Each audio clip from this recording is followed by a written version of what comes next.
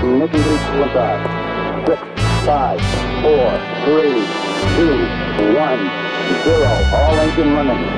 Liftoff. We have liftoff. Today we're joined by a powerhouse in the world of fitness and entrepreneurship and female empowerment.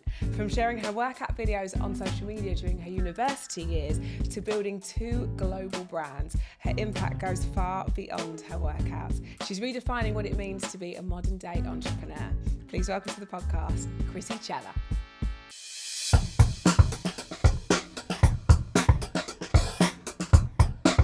Right, before we get into it, if you like this episode, which I know you're going to, please don't forget to like and subscribe and to share it to your group chat.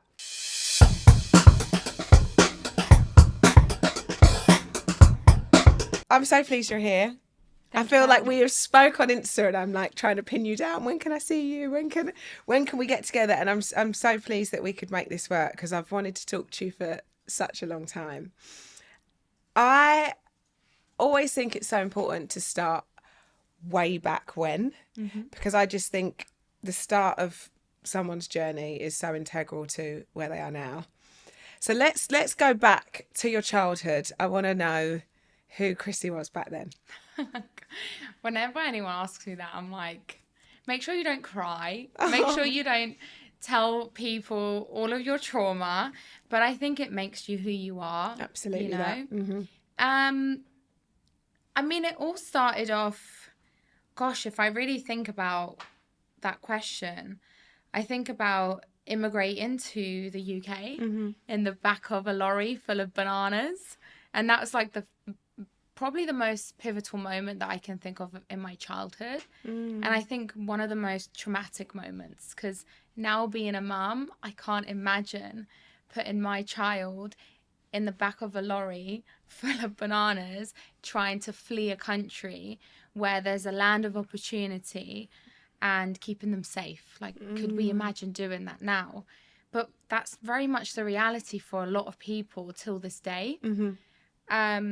But I do think that was one of the most important things that ever happened to my life, because I wouldn't be where I am today if that didn't happen. And, you know, immigration is a very touchy subject, but for me, it helped me have the opportunity to go to university, be where I am today, and also feel safe. So that's probably the start. And how old were you at that time? I was 5 to 6 years old. Wow. And do you remember a lot of that? Yeah. Or does it feel so sort of, you know, as you grow, some things get lost, but I suppose that being so pivotal, can you remember that? I remember aspects, but not everything. And I think I blocked a lot out, but I remember immigrating. To me, it felt like exciting, because I was a 5 to 6 year old kid thinking, where are we going? What are we doing? But now I look back and I'm like, oh my God, there was nothing exciting about that. But I've definitely blocked a lot of things out. Right. Especially moving here, not knowing the language, not knowing how to speak an ounce of English, figuring out a new way of living, new culture, battling between 2 cultures, like my Albanian household and then my British side. Going to school, you know, what people did in school wasn't necessarily what I did in my household, and vice versa. So trying to understand how to balance both of those, I think I blocked a lot of that out. And I suppose in that, trying to figure that out and how to navigate, I suppose, both sides of your life, you're also a young woman trying to find yourself. Yeah. So that is, because it's tough anyway, those kind of years of like late childhood, early teens, trying to find who you are and, you know, evolving as a little human is a tough, it's an awkward age. Those are awkward ages, aren't they? But trying to do that when your life is almost split in 2. How does that look? I mean, I knew I always wanted to achieve something. I don't know, there was this feeling inside my belly that I always wanted to achieve something big. Right. And in my household with Albanian culture, they always tell you, you've got to get like the best grades in school, you've got to go really far, you've got to be like really regimented, you've got to work the hardest in the room.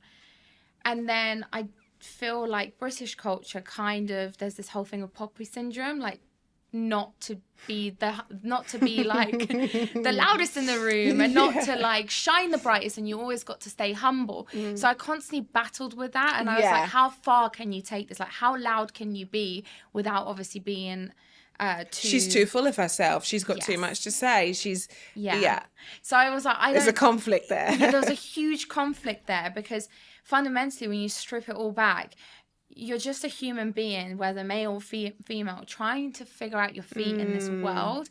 And then you've got these two conflicting views of how far do you take it without being too arrogant.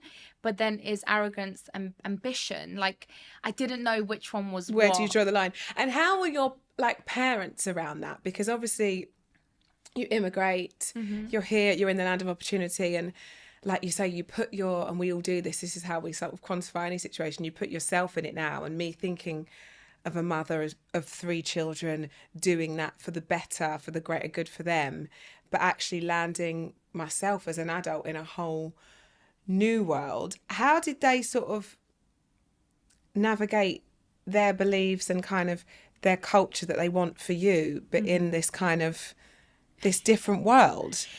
I was constantly rebellious. Right. Like I wasn't an easy teenager. So in my household, you weren't allowed to like wear short skirts, tight clothes.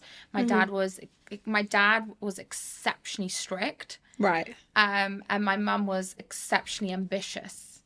So there was a bit of a conflict there, because my mum always told me, reach for the stars and then higher. And, you know, when someone says you can't, you work harder.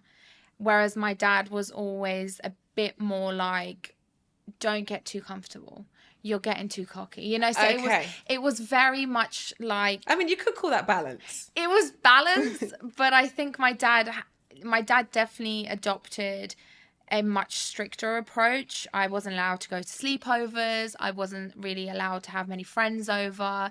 They'd have to be kind of vetted beforehand, which is fine. And I get it. Like, being a mum now, I totally understand it more than I did when I was a teenager. Of course, we all okay, I get why they did that. Yeah. Now. The penny drops, doesn't it? Yeah, and I'm like, you know what? I feel bad for being such a bitch sometimes. You were just trying your best. I was just trying my best. But because they didn't allow me to do certain things, go to parties, go to sleepovers, etc., it made then creating friends at school a bit more tough. Right. Because they didn't get it. They were like, what do you mean you can't sleep over? That's bizarre.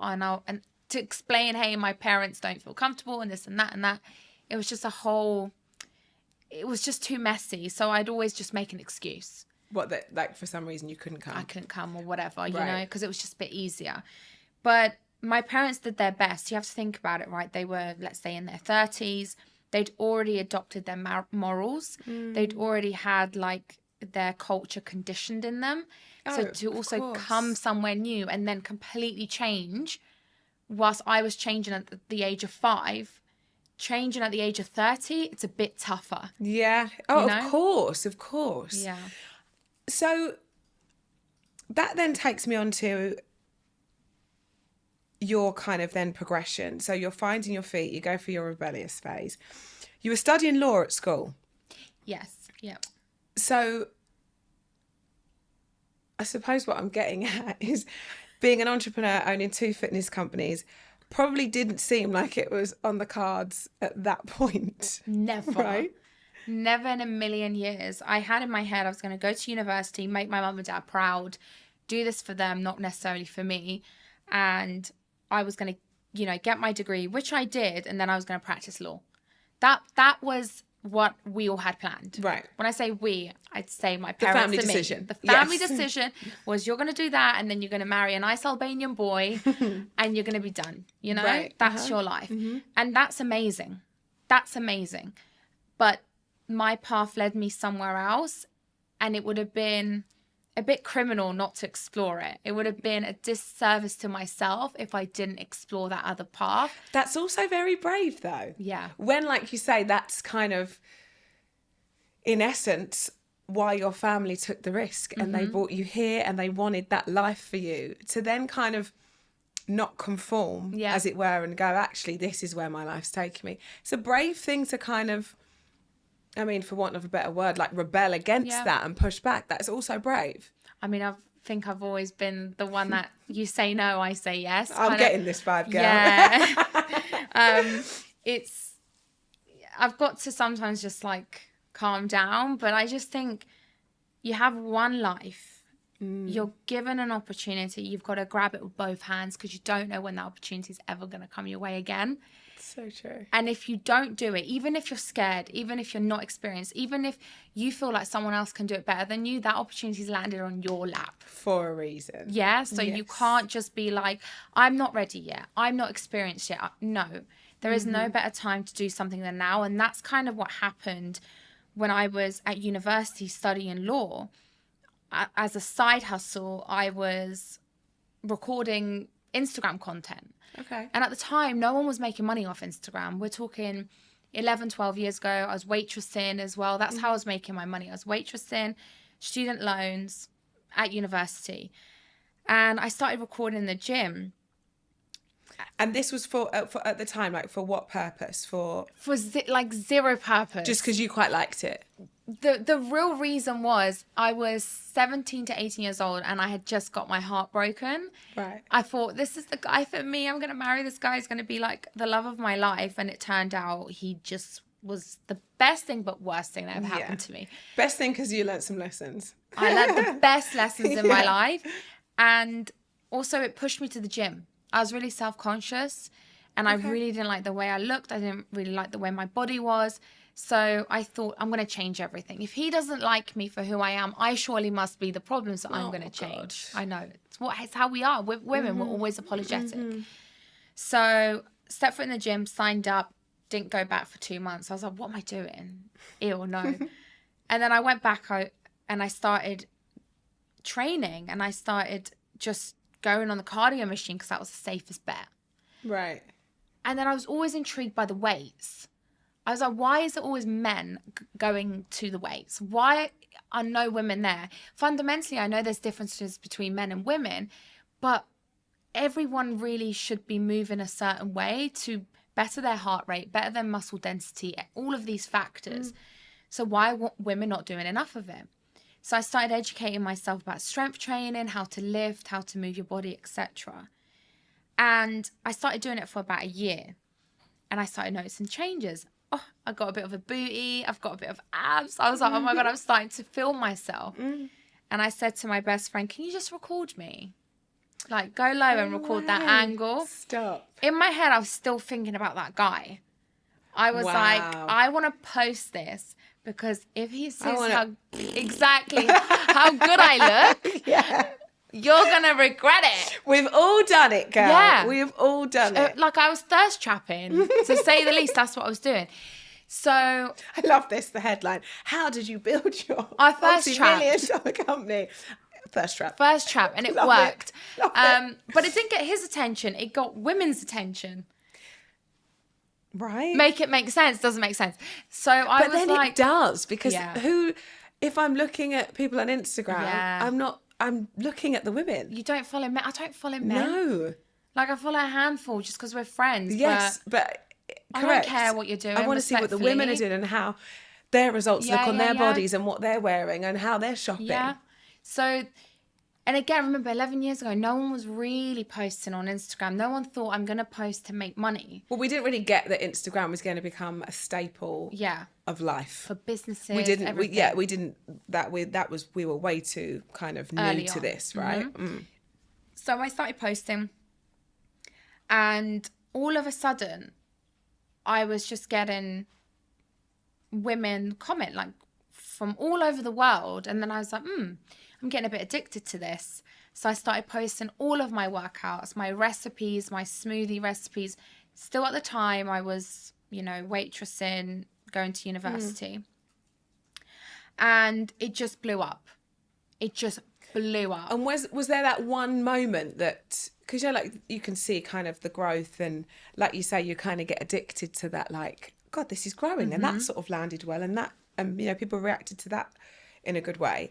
Was there a particular video that you can look back and remember that you thought, that's when everybody kind of engaged with me? Yeah, there was one video. I think I was, oh God, I think everything just made sense. The song, the workout, my outfit.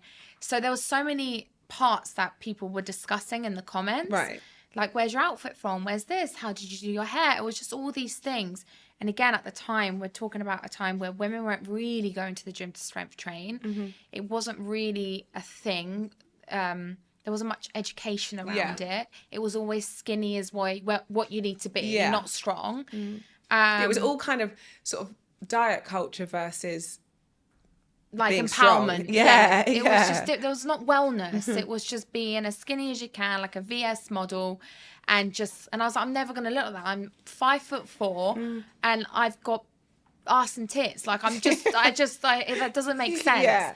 So I was like, you know what? I want to build. I want to grow. I want muscles. I want to feel strong. That's what I want to feel, because I've spent so much of my teenage life feeling weak, mentally, physically, always feeling weak, always feeling like someone was controlling aspects of my life and my happiness. And I didn't want to feel like that anymore. So that's why the gym, I always say till this day, is and will always be my safe haven, will always be the place where I can shut off and just do something for me, and no one can take it away. Not the kid, not the partner, not the business, it's not yours. The friends. It's mine. It's my control, you know. And I was posting, and it blew up. And then I was like, at the time, I had an incredible boyfriend who we also co-founded my first business with, who's an incredible business partner. And at the time, I looked at him and I was like, I'm going to get my PT qualifications and I'm going to start doing like workout programs. And he was like, just finish your degree. And I was like, no, I'm going to finish that too. But I think there's something here. Right. I think women are really looking for a source of help and how to like strength train properly, form, exercises, sets, reps, what to do. And that's exactly what I did. I used my uni laptop to launch my first PDF program.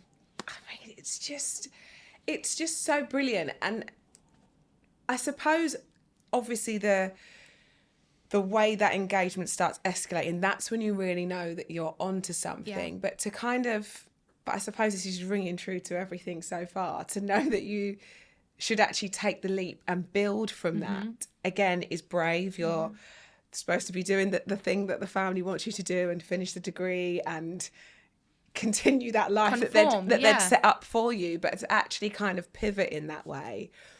And pivoting is my favourite thing to do, by the way. I say that as the biggest fan of the pivot. What I find interesting is having the support of a partner in that start. So I want to talk about this because you founded your first business together. I've spoke to so many different women, and Emma Greed is in business with her husband. Jo Malone is in business with her husband.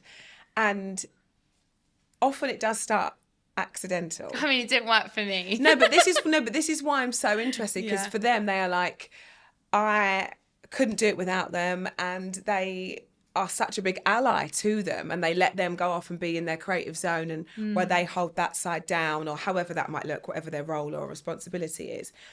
I can't imagine me and my husband work together. We host TV together, but it's very much on somebody else's time and terms, and we kind of like that, and it isn't like pressure as such. Of course, we have to do a good job and host the show, but it's not like, okay, when push comes to shove, we are in this together. I kind of like that I go home and I can relay everything, and he's my safe space. But I think I'm with you, where I would probably find it hard to do life and marriage and that level of heavy lifting together. Yeah. So I'd like you to elaborate on that a little bit, because if founding something together, but having your relationship break down, but then keeping the business partner still going and the level of friendship to respect each other, girl, that is like, and when I finish a relationship, I want to block, delete and buy.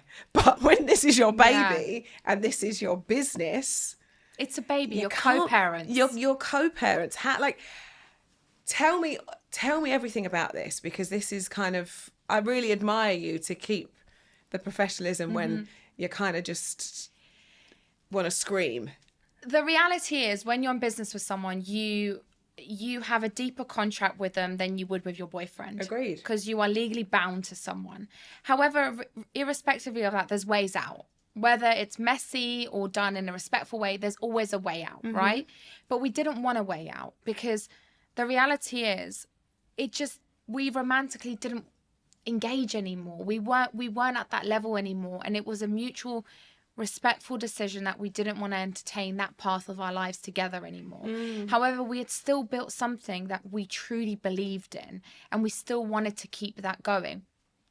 Of course, there was a phase where it was a bit sticky and difficult, just like any relationship in the world. But one thing I will say, if anyone wants to launch a business, I firmly believe, until this day I believe it, it's so much better to do it with someone than alone. Right. That's what I feel. As a founder of multiple businesses, I love the dynamic of you being great at something and someone else being better at something. Like, you are not going to be great at everything. I don't know how to say that in a nice way. I just have to say it. Yeah. But well, we've all got our strengths and weaknesses, and that's where you let each other shine. I suck at back end things. Like, I don't understand how certain things work, and although I know integral parts, I don't want to know everything, because it clouds me. I'm so with you. You know what I mean? Yeah. And he is so great at certain mechanics, and then he lets me be great at the things what that you're I great love. at. Yeah. So it works, and I think we both had that clear understanding, and we used logic over emotion. And I think in business, you have to use way more logic over emotion to be like, it makes sense keeping this, working on it together. Are you going to be okay with that? Yes. Are we going to be okay with that? Yes. And that's what business is about. Whether you were in a relationship before and you started something and now you want to move away from that, it's being two adults who are unemotional, making a logical decision about a business and financial decision. And that's essentially what we did. And it takes a lot to do that. I was going to say. Like, it's not as easy like that. Yeah. It doesn't just happen. No. And also now you're kind of so in the rhythm of how this works, and it's kind of, you're way past that. There was tears. Yeah. There was deep convos, like, all of that stuff. But it's a very, like, I'm sure you can look back in hindsight and think, actually, it's very mature. yeah. And like And I was 23. But exactly that. It's like, it's a very mature thing. Like I said, not to block and delete and say, girl, bye. Yeah. You know? But we didn't do anything to each other either. I think had it been messy, It might have been more. it'd have been different. Do you know what I mean? If something crazy had happened. But Do you think the breakdown in the relationship was because of the business? yeah, massively. Do you? Yeah. That's so interesting. And what's funny is my fiance now, who I have my baby with, he has his own business. I have my own businesses, and we do that exact same thing that you've just said. You go home and you kind of load off to each other, and you talk about things, and I did this and I met this person, and they speak about their interesting aspects. I couldn't really do that with the person I was always with 24 hours, 7 days a week all with. in 24/7, and you can't kind of, I suppose, I don't know, this is my opinion, I can't No, I'm the same really as you. make remark on it, because I've not actually been there, but I feel like I couldn't like separate the two. Once I couldn't. you're kind of all in, and you don't have that respite from it. Yeah. I'm the same as you. I just couldn't separate it. Yeah. I had no boundary. It was like 11 p.m. and you're supposed just one more thing. Yeah, You know, you're tomorrow supposed to be when we sexy do- with each other, and I'm just like, well, Talking logistics. Yeah. And it's just like, I don't know. It just didn't work for me. For some people, it works really well, which you've seen. But for me, it just didn't work. So that didn't work out. But one thing you do incredibly well together is run a business. And that is kind of undeniable. Obviously, it started with the social media, which then went to YouTube, which your PDF. And then then what happens? How do you then drive, I suppose, the community that you've built accidentally almost, like out of pure kind of self-love and your own kind of journey? How does that kind of translate into a business? I never came into this thinking I was going to build anything out of it. Again, it was like a self-indulgent thing where I just wanted to show off what I'd built for myself. And it was almost like an online journal to express myself at the time. And then I found that there were so many women that were on the same journey. They were just trying to better themselves. And again, when an opportunity comes your way, you should really just go for it. And that was the opportunity. That was like when the penny dropped and I was like, we can do something from this and build something great from this. I mean, there's businesses that have been built from worse things, you know, when people sell cigarettes and they sell fast food, you know? Yeah. So I was we're like, onto something here. You know what I mean? Like, we can build something that actually offers women an aspect to be confident. Or, you know, I was even posting on YouTube where, you know, the content, you can have it for free.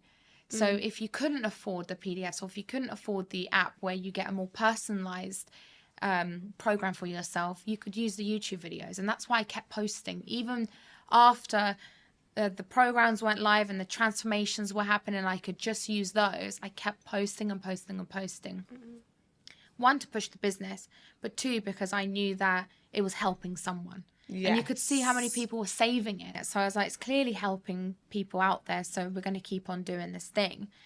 And we were selling PDFs at the time, but I was like, that's not where the future's going. You download it once and that's it. You can't add more to it. You can't adjust it. Once you've got it, you've got it. So at the time, there was barely any fitness apps out there. So I said to Jack, my co-founder, we have to launch an app. And he was like, we don't know anything about apps. I was like, who cares? Like, who actually cares? If you don't know anything about apps, I don't know anything about apps, we'll learn. No one knows anything about anything until they learn. You know, everything is an unproven theory until it's not, you know?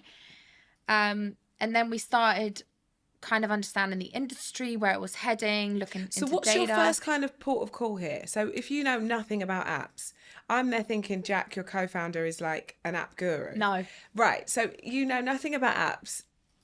Where do you start? We done a lot of data on the direction of where apps were going, first of all, in the market. So I think if you're going to launch a business, the first thing you need to do is I know a lot of people say, oh, you have to solve a problem. Yeah, no, it depends, you know, because sometimes you create something that creates more of a problem. So it's more about if you're passionate about something and you know that you can maybe do it better or you can offer a better service. Sometimes it's just that. And do all of the research. Look at where the market's going. So we know that the wellness and health market is just booming. It's just only going to get hotter and hotter and hotter. And that's because people are getting more educated on the importance of what they put in their body and how they move their body. So if the market is growing and then you look at what's available, so what's in demand, it's people want to learn and people want to be taught. So there was at the time not a lot of resource around that. So with those two ingredients, you had a recipe for a potentially successful business. That paired with a community that you've nurtured over time, and a community that you haven't sold bogus to. Like, I wasn't selling fat burning pills and this and that and crazy stuff. I was honestly just posting myself in cute clothes. And I suppose the app was then only kind of like an elevated version of what you were already kind of providing. So you then deep dive into the world of apps. You're like, we've not done this before, but I feel passionate about this is where this is moving. And building an app then is no mean feat, is it? You know, so much money. Just a little task. So how did that then look? We went to agencies, right, and we went to experts who engineered apps, knew how to write code, etc., etc. And we actually paired up with the wrong people to begin with, and we really trusted these people, and we really trusted that they had our best intention. And I remember, lawyer hat on, they sent me the contract of the partnership, and it basically said that we own all the data, we own all of the coding, you just own the content. And I was like, I've already got a YouTube, thanks. I was like, I'm not fucking signing this. So you're telling me I'm building a business, I'm putting all my money in that I've been like saving from waitressing, working with other brands. At the time I was working with like a supplement brand that I was saving all my money to launch this app with, money off the PDS. And I don't even own my own product. You have to own your own intellectual property. You have to own all of your data, because that is what's yours, and that is where it's like cash, you know? Yes, of course. And I was like, no, I'm not signing this. But at the time, the app had been developed. Oh, okay. And so I then had- what happened? I'd done all of the promo, everything. And I was like, I'm not signing this. And they were like, well, we're not giving you the app. And I was like, no problem, I'll take you to court. You know, if you want to box me, I'll box you back. Like, sometimes you got to fight. Fight fire with fire. You got to fight fire with fire. So what happens then? So you aren't going to sign this contract. They say, okay, so sue us. I think the most important thing out of this is make sure you don't start something without a contract. So again, I was 23. I didn't know And you've not done this before. Even if you're 33, it doesn't Yeah. matter about your age. It just matters about your experience. Of course. And, you know, I was a little bit naive. I was like, oh, they sound really nice. And like, we're all buddies, friends with We've all friends. been there. We've all been there. Like- Everyone's friends until it goes wrong. Until it's not. So what happens then? You're about to launch this app. You've done the promo. You've shot the content. It's The ready. app went live. Right. The app went live. And you're still in this kind of... Still in this battle behind the scenes. And I was like, the app went live within 1 week, 10,000 subscribers. Okay, so we were you've like, already got a business. this is a business now, like, you know, and problems coming in, apps crashing, disaster. And I was like, oh my God. And because you're now the face of the brand, you have to be the it's one. you. It's Yeah. you. Uh-huh. Like, you've got to be responsible for everything. And it's like, I'm calling people like, what's happening, this, da, da, da.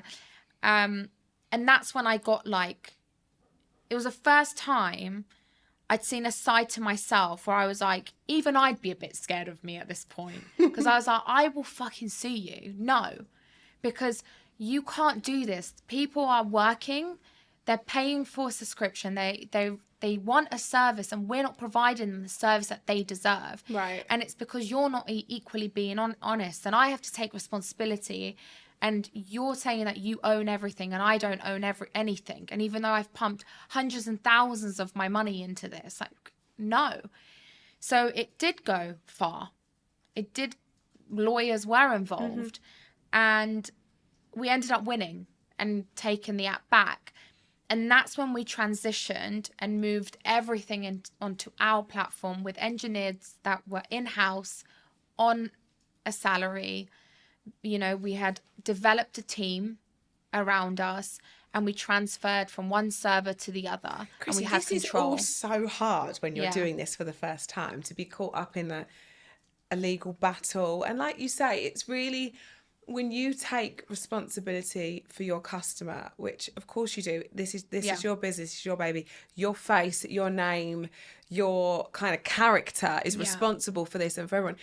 To not be able to have control for someone else's mistakes or for the way they're doing business that you behind the scenes really don't agree with, and you're trying to, but to front it, that's like the anxiety that's given me right now is stressing me out for you. I never really speak about it, but I have incredible high function anxiety, like to the point where it becomes quite crippling at times. Right. But I never really, this is actually the first time I've actually spoken about it in any podcast. The reason I don't really speak about it is because I put myself in that situation by taking the leap and becoming a founder, to be honest. And also, I don't think people empathize. Do you not? No, I don't think people empathize. With what? The fact that you would have anxiety? I think it's very hard to, this is me just being like completely honest. I think it's very hard to have empathy for someone who has a life that a lot of people Who looks would like want. they've got it all. Yeah. Yeah. And get I that. understand that. And like, how dare I complain about the life I have when there was a moment where I was in the back of a lorry.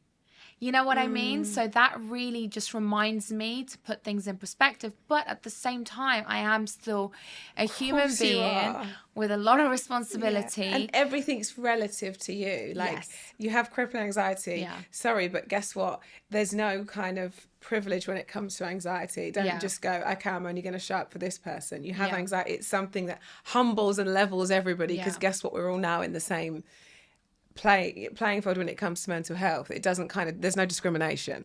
For sure, but then there is if it's for someone else. You know what I'm trying to say? No, I totally know I'm what you with mean. you. But what I'm saying is, don't go hard on yourself for that, and not being, not speaking on it, because actually, of course, you're always going to be thinking of the girl that's on the back of the lorry, and the families that have to do that now, and everybody else that isn't in the situation that, we all have a level of privilege, but it doesn't mean that it always looked that way. Yeah. No, it didn't. Come on. And you know that. So I think you have to go easy on yourself. You're allowed to say that you have anxiety. That's okay. Oh, I'm sweating. No, it's okay. Let's just level that there, because as I said, it doesn't. Anxiety, mental health, however you want to label that, it doesn't discriminate. If it comes to you, it comes to you, and it's something that everybody can kind of. No, you're right. I think I don't know what it is. Yeah. I just truly believe women are so apologetic. Like, we always have to explain ourselves. Have you not noticed that? Like, when there's a mistake, you got to jump on and explain yourself. Yeah. You got to explain yourself. I don't feel like a lot of blokes feel like they need to do that as founders. I don't know. No, that's just what I I've seen. agree. But I also think that's in life. We become very, even like we spoke about this before we started recording, and I said, I'm going to do your intro and your outro when you leave, and you're like, thank God, I can't bear it when someone introduces me and I have to listen to it, because we're scared of hearing some compliments. Like, I think it's a female thing, but I think it's also a real British thing. We get a little bit, like we said at the start, like, you have to play everything down and dumb everything down. But guess what? You're allowed to feel your feels. Yeah. You're allowed to feel your feels. She's right. I want to talk about the day-to-day running of the business, because obviously we know that it's moved around a lot since the day that it was born. What is your role now, and what was it? Because as businesses, brands grow, and obviously you can speak from two different hats, because you've got a product and a service-based business, which are two completely different beasts. What does your day-to-day runnings look like across your businesses? Because when it starts, you have to do everything by default, and we always joke that the CEO is the least sexy role, because it sounds like I'm a CEO, and this is like amazing, and I'm a boss bitch, and I walk into my office and I'm wearing a suit and power heels. And it's like, actually, it's a lot of heavy lifting and a lot of jobs you don't want to do. Worst job and you're making it all happen. Yeah. How did it look like at the start to now? So, two businesses, two completely different services, like you said. One's tangible, one's intangible, you know? Which one's harder? I think they both come with a level of territory they're both tough. Like, the app could go down, it could crash. Someone's in the middle of a workout. You're fucked, you know? Your production could go wrong with your product, quality control, all of this. There's two whole different problems, and they counter each other out. When I first started, I think the reason why it's a bit more complex is because I was also online. So I had to do all of the promotion as well as all the back end as well with the team. So, for example, with Evolve You, my fitness app, I was the lead trainer, writing all the programs, vetting all the programs, bringing all the new trainers on board, thinking about all the creative concepts, marketing, checking every single Instagram post, every copy, the website, thinking about all the events, right? Now there's a team around that, right? So we have a credible team around it. With Oner Active, my fitness apparel brand, it was very much the same, but 1,000 times more. Right. Because it was product led. So I became overly obsessed with product. So obsessed to the point where I went and bought all the textile books. And I was like, how does seamless work? What is cut and sew? What is the right stitching for this? And it just became like this hobby. And with Oner, I became more at the start a CEO. Right. Okay. And I soon realized that was a role I never want to do again. I never want to be CEO of my own companies. I've said that so many times and I stick by it. Maybe one day I'll change my mind, but the CEO handles all the people problems. They handle all of the strategizing around the company internally, like how do the teams operate and how do they work. They handle a lot of the issues. Whereas, you know, my role now is creative director. So it's creative. It's the best. It's the best. I mean, I mean, we can kind I of. love it. I feel like we're in the same brain here, but I think you're either, it takes one part of you or another, doesn't it? Where like some people just buzz off logistics and numbers and moving parts. No. And I sit in those meetings and I just think, get me out of here. Yeah. But of course I'm in and I'm absorbing it because it's my baby. Of course. But all I want to do is, Create. I love marketing. I love creative direction. That is the buzz, the detail, the execution. That is like what I live and breathe. Yeah. And that sets my soul on fire. But everything else, Sets your soul on dull. what's the opposite of fire? It puts it out. Yeah, literally. It puts it out. Yeah. You're in those meetings because you have to be in those meetings to, like you said, absorb all that information, know exactly what's going on. So even you can chime in and be like, well, that doesn't sit right with me or that needs to change. But when you're creating, it's what you're great at, you know? Yeah. And guess what? Without the creative attribute and the vision, there is no brand. But without the logistics and the finances and the incredible teams that we've built, there is no brand either. And there's no business. There's no business, exactly. period, Yeah. you know? Yeah. An idea can If it was only up go to so us, far. there'd be like a great community and a great aesthetic. That's it. That's Honestly, it. that's it. So that's kind of it is my role now. So everything you see, everything you touch, everything you'll eventually smell, because we want stores one day, you know, all of the events, the concepts, the vision, the feeling that the brand gives you, that's essentially what I'm responsible for. And is it always on for you? Yeah. Because you're having to split your time across businesses where you're equally important. It's not like one, you're fully taking a back seat or they are still your kind of babies and your children. How much does it take of you? Are you always on? Do you get... I can feel where this is going already. But do you kind of get a little... Are you good with your schedule? I wonder this because I do lots of different things and sometimes you're spinning so many plates that you're like, okay, I don't know how this has happened, but we made it through the week. Do you dedicate time for different businesses or are you just always on for everything? I'm always available. I mean, I was on vacation last week and I was always available, you know, Just working in the sun. Just working in the sun. And I was like, no, I'm here. Whatever you guys need, I'm always here. I would say that I don't really have a schedule because not only am I split across businesses, I'm also split across being a mum and a partner and a friend, but I'm also split across 2 different continents. So in America and in the UK. To put it in perspective, I gave birth to my son 24 hours later, I was texting my team. And that's not something that I am proud of, or I say that because I'm like, oh yeah, look at me. Absolutely not. It's just sometimes a sacrifice you have to take because your business are equally your baby too. It's very hard to explain. Yeah. And, you know, sometimes you need a quick approval. Sometimes things can be done without you, but sometimes they really can't be done without you. Sometimes someone needs to say yes or no, and that's the final decision. So the way I see it is, I always ask myself, what is the priority of the day? Right. Because I think that really helps me. Not everything is a priority. I know everyone says, oh, everything's a priority, but no, it's really not. Can something really wait? And then I push it down to next week or the following week. What is a priority today that if I don't do this thing, it's going to make all the other things have a domino effect? So that's the first question I ask myself every single morning, whether it's an approval, whether it's a meeting I desperately need to have, etc.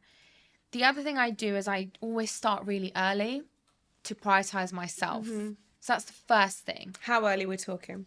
5 to 5:30. Nice. So I wake up in the morning and I either move or I either have my coffee with my partner. Those Just to sort of start your day properly. and it almost protects a part of your day Yeah. for you, for your before For the love everyone of my has life, a piece of you you. know? Yeah, exactly. Because the mistake I also made in the past, I didn't equally prioritize my personal relationships and my life. And I wasn't the best girlfriend and I wasn't the best partner because I was so absorbed into Oner and Evolve You and making it as incredible as I possibly could that nothing else mattered. Yeah. I had like blind shutters and I was like focused. So now I make such a conscious effort to prioritize my child, my partner, then my businesses, and equally myself. It was never like that. It's so interesting how when your family are born, that instantly it's like weighing scales, isn't it? That everything just goes ping. Yep. And as long as they're okay. I think that's why genuinely, because I had children very young, I got pregnant with Cela at 23 and I was the first out of my friends, and that was all kind of, at the time, it was so different. But I actually think that's why I went into baby products, because it meant that everything is so linked. So my family and we're all kind of have a role to play in the business. They're my favourite products as well, by the way. Not just saying that, I actually use them on myself. Anyway. Me too. But I almost think that it kind of flows really well because my family are my number one. So I feel like if I'm in business, it's kind of, it's all kind of along the same line, if that makes sense. But it's so interesting. And for you, so for me, I sort of had the business in reverse to the family. Yeah. So I kind of have built this business with my family already existing and that being a big part of my life. But for you having it and then having the family, how much has it changed you in business? It's so interesting because I really struggled with my relationships and I really struggled having a personal life foundation, I call it. Like I didn't have a foundation. Right. I would sometimes go home and I'd work. I just work. And I realized like, is this what you want in 10 years time? And that's not really what I wanted. I had some moments of waking up and I realized how important it was to have someone you get to go home to, especially being a business owner. I realized that, if you do want a child, make sure that you are as present as you possibly can whilst running a company, but also making sure that they equally understand that they are the priority, you know? And again, I never had that concept. I always thought work was everything. My career was everything. My business, my community was everything. Anything else doesn't matter. Now it's definitely changed and I prioritize my family so much more. But since having my son, I would say me personally, it's made me so much more patient. You've got to be patient when he's screaming. And, he's a baby. He doesn't know. He's just like, I'm hungry or I'm wet. I've got sore tummy. But it's a good quality to bring out to you to be able to apply then at work. I was not patient before. But nothing will test your patience like a screaming baby when you're like, okay, is he wet? Does he need this? Is he hungry? When you're trying to, that process of elimination, you do that tick list, don't you? Are the teeth hurting? This is happening. When the last time you went to the toilet? Do you think he's hungry? Do we need a bottle? Do we need like that little parent tick list? And then they're still crying after you've done all that. And you're like, no, do you know what? I don't know. I've just sometimes been like, do you know what? Just cry. Just cry. What am I supposed to do? You're just mad at me today. I've got it. that's all you can do before you start losing your head. It's so true. I mean, it's taught me so much patience. I didn't realise how impatient I was, but then I kind of did because I just built things and I was just like always on. That will humble you. Yeah. Humbled me. Like nobody's business. Yeah, I was like, you know what? This is something that I'm not necessarily the best at. So patience, and I would possibly say empathy. Yeah. so much more empathy on mothers that I didn't have before. I don't think you realize how much mums go through until you become a mum yourself. And I don't care what anyone says about, oh no, I've always had empathy for mums. Until you genuinely become one and you're going through all these feelings, postpartum, hormones, your body's changing. Yeah. Then, oh my God, you're losing your hair postpartum. Then, oh my God, your skin. All these things. Whilst keeping a little human alive, you realize how much empathy you have for mothers and for mums and for new time mums as well. Because I feel like the second and third, you're kind of like, it's crying, it's fine. Yeah. You know? Oh, the difference is like wild. I saw this meme and it said, it really made me laugh because it's me to a T. Like the first one, the baby at something that they shouldn't have, and you're like rushing to A&E. The second one, you're like, oh, okay, do you think, oh, maybe they'll be all right, let's see how they are in a minute. And then the third one, they eat something off the floor and you're like, okay, do they still need dinner?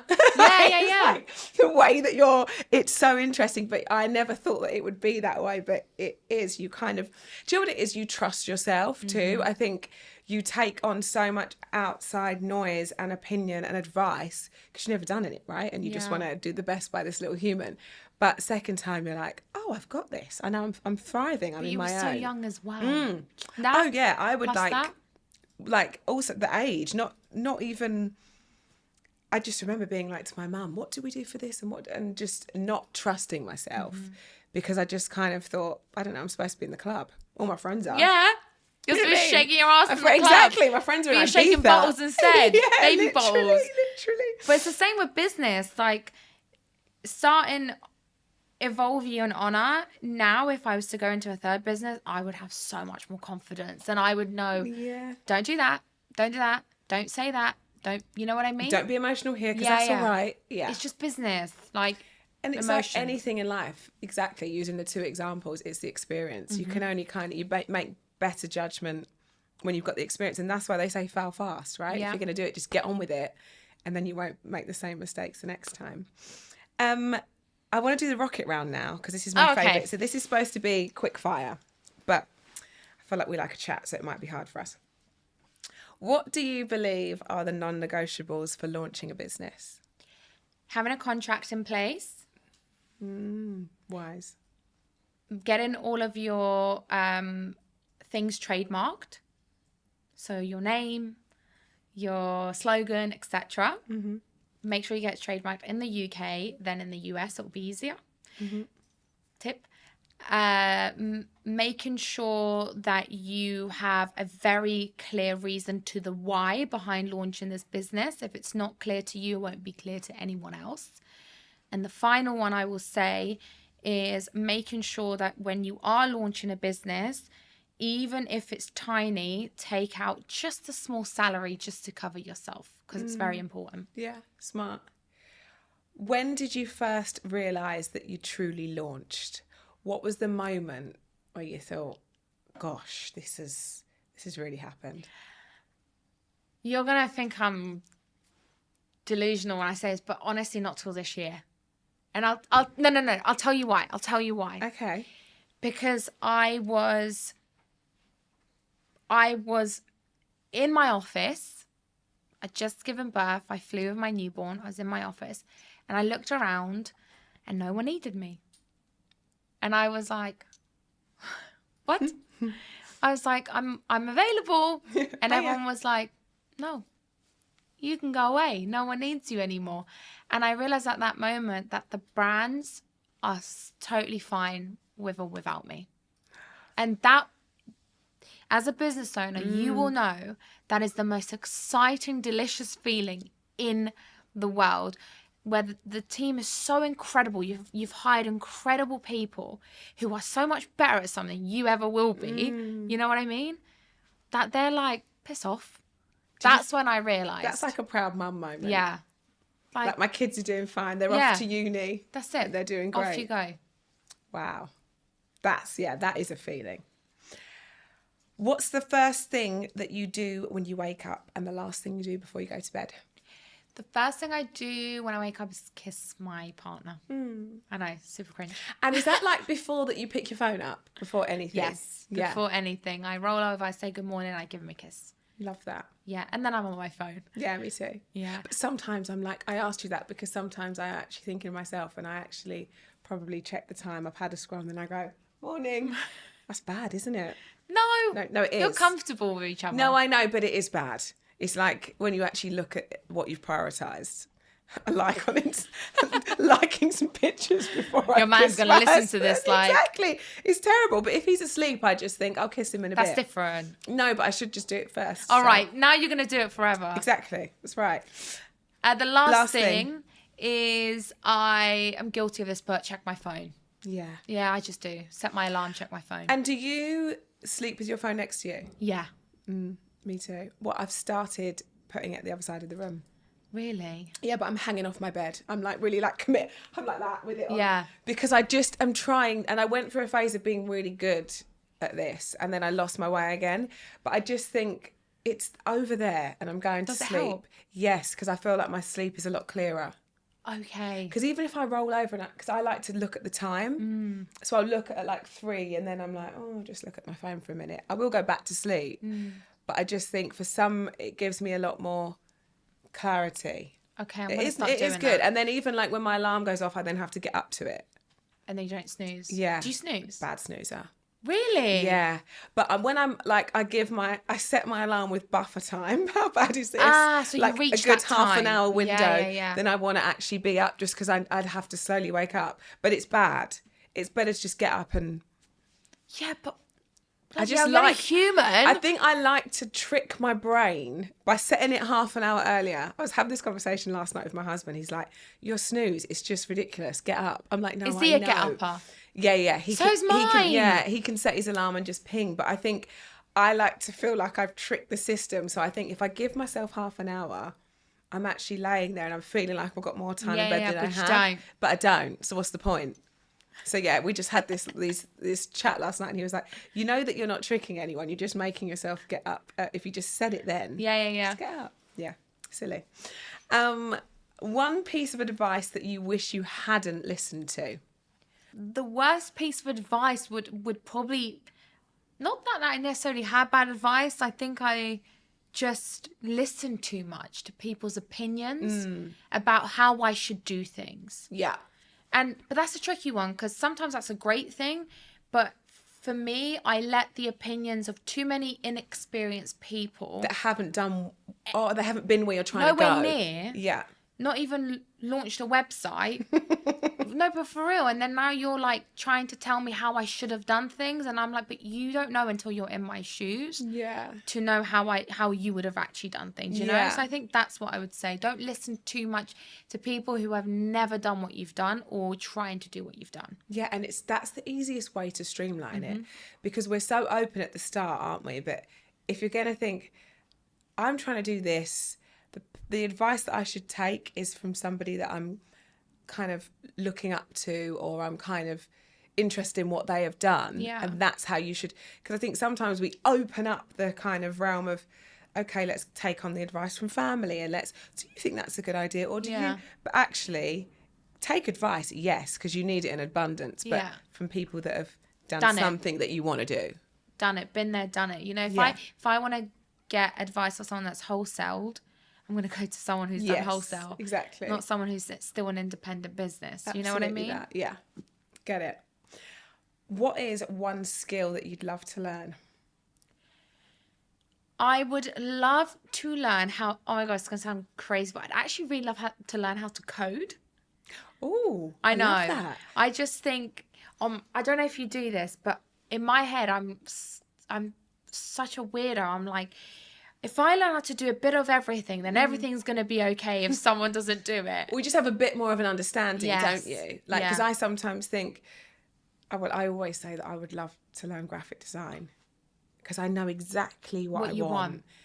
But I find it so hard to keep. I go through so many rounds of articulating it. Yeah.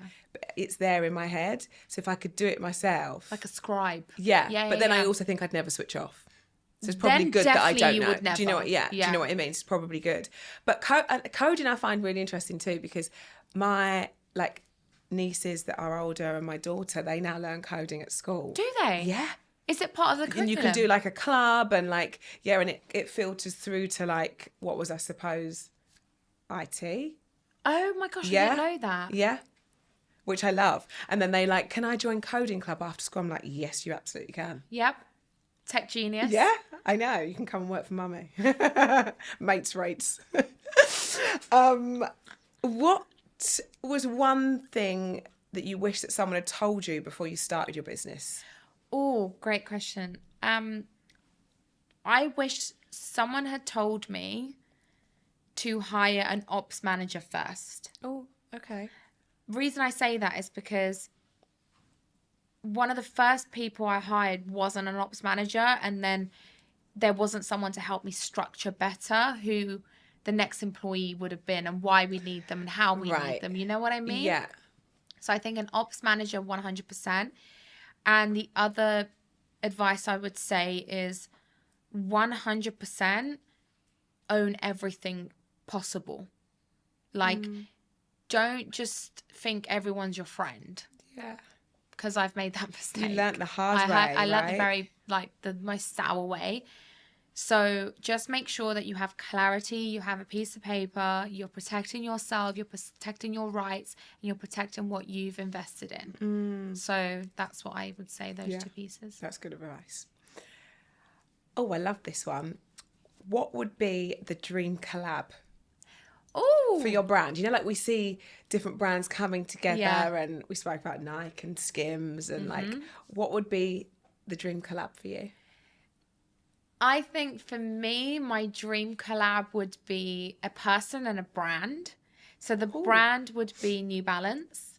I think Oner X New Balance as a shoe, because we don't offer shoes. That would be amazing. So a lifting shoe for women. I don't think there's any cute lifting shoes out there as such.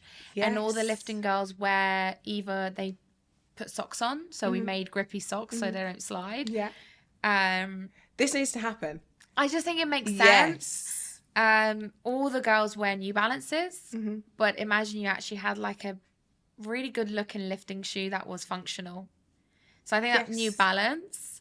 So if you're listening to this, No, this is in the universe now. This is it. You Happening. put it out there. So my dream person collab would be Simone Biles, only because I just think she represents everything that Oner Active is in a nutshell. You know, young woman trying to make it, not conform, you know, super strong. And also, it always comes back to that strength with you, doesn't it? You everything's know? strength. Mental, physical strength. I love women that are just strong, mentally, physically. And I also like women that make me equally feel a bit uncomfortable, because it means I need to grow. Oh, I don't want to feel comfortable. And you know, I love that you say that, because as women, I think when we're not quite sure how to take a woman, we get really intimidated. And then that intimidation can then sometimes turn into like, Bitterness. we're going to find a fault in them, and we're going to be a bit bitchy about them because they've made us feel uneasy. Yeah. But I know what you mean. It's like, I love that feeling. I kind of like am attracted to them women because they really interest me. Yeah. I'm like, there's something that I can't put my finger on. Yeah. And I've had it even on when we've had guests come on the podcast, and I'm like, I don't know how to take you yet. But by the end of this, That's me. No, it's not you. By the end of this, you're gonna be my friend. That's how you know, like when you're like, oh, you're not giving me. Yeah. I'm not getting warmth. Yeah. But now yeah. I'm gonna dig away to find out more, and Yeah. I love that. But like you say, sometimes as women, we get intimidated. get intimidated for the wrong reasons. We do, and that's when all the bitchiness happens. Exactly that. But I don't know, there's something I love, like, obviously we was both at Emma's dinner. How Like, amazing are those dinners? I love it. I'm like, make me feel a little bit uncomfortable. Make me realize that there's more potential. Make me realize that I could go further. Yeah. I really feel like if you're in a room full of people in your career where you feel so comfortable and you're not inspired and motivated, get yourself out of that room and go and feel a little bit uncomfortable, and go and put yourself in a position where you're like, I need to work a little bit harder. I need to do a bit more. If you like feeling comfortable, sure. But for me, You just always want to feel inspired. I want to be inspired. I Yeah. love when women create and do and egg each other on in the right way. If you're going to sit there and feel like utterly insecure over someone else's success and try and find a fault and then bitch, that's you. Yeah. That's on you. That's not on them. So don't try and bring them down, It's you know? so, that's my worst kind of room. No. Worst kind of room. Worst kind of table to be sat at. If you could choose one female figure as a mentor, past or present, who would that be? Oh my gosh, you're going to think this is so weird. Elizabeth Taylor. No, I love that. That's I not weird. love That's her. Incredible. Everything about her, like, confined the norms, had so many husbands, like, everyone was judging her, everyone was overly sexualizing her, everyone was trying to think she only got there because she was just sexy and talentless. And it's like, you don't get there if you're not smart. Do you know what I mean? You just don't get to where someone is if you're not smart. And I love her. Everything she represents, everything she does. I think she's great. And I think she just went for it. Yeah. You're so right. And I'd much rather be remembered as the girl that just give it a go. You know what I mean? Yeah, you don't be boring. No, Don't want to be we vanilla. don't want boring. Each episode, I get our guests to leave a tip.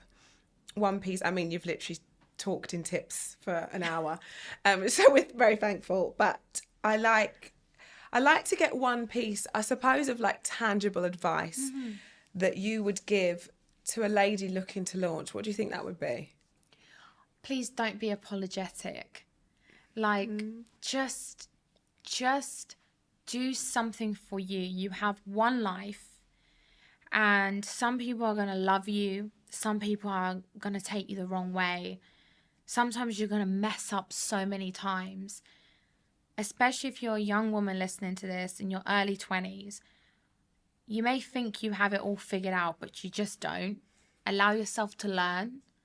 Allow yourself to make those mistakes. And along the way, just learn to be a little bit less apologetic when you need to be.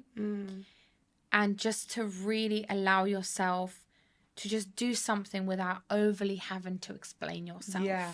You know? It's like giving yourself that grace that you would give somebody else. Yeah. You know, like if you walked in and said, oh, sorry about today, I've had this on, I'd be like, babe, It's fine. it's fine. Yeah. Don't worry, come in, you've got Yeah. this. That same energy, you need to kind of reflect that onto yourself don't. too. And we just don't. And I do think, as we said before, I think that's a female thing because you have to keep going and you shouldn't complain because everyone's going to think, you know, they have a certain opinion of you. But yeah, we need Can't to give complain, ourselves a bit. sit pretty. I know. And be quiet. What have you got to worry about? It's going all right, you know, and it's giving yourself the same grace that you give everybody else. It's so, so important. I promised myself when I did this that I'd ask everyone the same question. And it actually ends up being my favourite. I like to know how you spend your lunch hour. It's so silly, but it honestly is my favourite part because I feel like we learn a lot about each guest every time. I like to know how you spend your lunch hour and what's your go-to lunch order. Where are you? What are you eating? Oh, I mean, I don't really have a lunch. I said this to you guys. I said I don't really have a lunch. I just keep going. Yeah. And I'm probably spending my lunch in a meeting. Right. Most so you likely. don't take that time to switch off? No. No, I just I'm don't. with you. My days look very different. So sometimes we're just like eating, going through what we've got on for the afternoon, or So you it's know, always in we a haven't had one meeting. yet today. No, I haven't had lunch either. I'm starving. Yeah, but, we're all hungry. But I don't really take a lunch. I always have it in meetings, or I'm always walking, or someone's stopping me with like my lunch in my hands, and I'm always eating some sort of protein. Okay. Every meal consists of protein, please, ladies. So either steak or fish, and most likely sweet potato, and most likely broccoli. So that would be, if you were going to stop and go, okay, everyone's going to sit down today and we're going to work in half an hour, let's just eat our lunch. You've got some sort of, I could imagine you having protein. Yeah. You're a girl that lifts. Come on. You're not going to not have protein in that diet. And water. I'm super basic, or a Diet Coke with a lime. Lots of ice. Bougie. Sorry. You've changed. Yeah, I have changed. And a straw. But yeah, that's I'm super basic. I love to keep also things very familiar and repetitive because it saves me time. Yeah. Well, and that's one thing that I learned from Emma. She was like, I don't want to be making small decisions. No. I eat the same sort of thing. I don't want to, when there's a lot. And I actually really relate to that, because when you've got so much in your brain, the things that you don't really need to think about, you shouldn't, because there's so much else going on. I don't think about any of that stuff. I don't think about what I'm going to eat. I don't think about like how I'm going to do my hair. I try so much every single day to eliminate as many small life decisions as possible. Yeah. Nail color, same. See, this is where I'm going wrong, because I've got it down to like you say, like I know what I'm doing. It's just easy. But food is always my thing that I come back to. I'm like, oh, guys, so what we can have for lunch today? That's probably what you enjoy. Whereas with me, I'm like, oh. No, I do that with episodes, like series. Right, okay. No, I really look forward to it. Thank you so much. You have been the dream guest. We've learnt so much and lots of takeaway, and everyone thinks you're incredible. When I did a call out to say, who would you like to be a guest on the podcast? Your name was very frequent in the Q&A box. Oh, thanks, guys. No, it really was. Appreciate It really was. So we made it happen. There you go, everyone. Thank you so much for having me. Thank you. you. I love that.